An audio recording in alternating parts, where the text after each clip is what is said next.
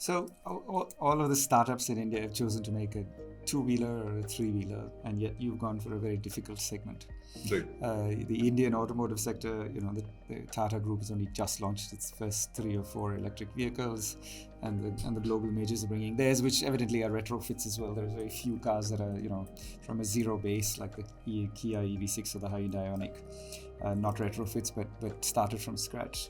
You attacked a very difficult part of the market. So what problem are you addressing as Pravaig in the 4-wheel section?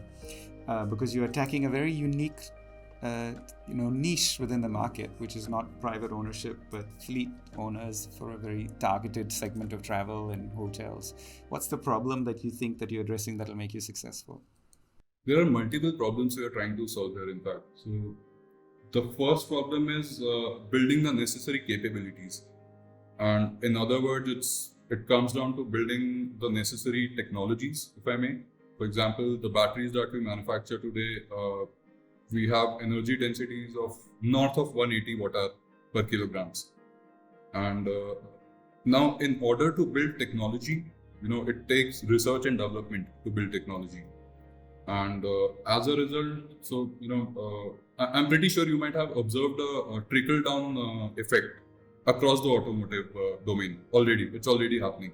So, as an example, if you look at a Mercedes-Benz S-Class 10 years before, it will have technologies which nobody else had at that point of time. But eventually, over time, those technologies have trickled out, and like you buy a Hyundai i20, for example, today it will have most of those features already. So now, one thing to have a good technology tree is to start with a more difficult problem. Why do I say building a more premium vehicle is a more difficult problem? Is because the costs are higher, and the expectations of the end users are also higher. Of course, our customers will hate us if we end up building a vehicle which does not keep the promise of the specified range, or does not ride like a boat, or the ride is too hard, or is not comfortable in general.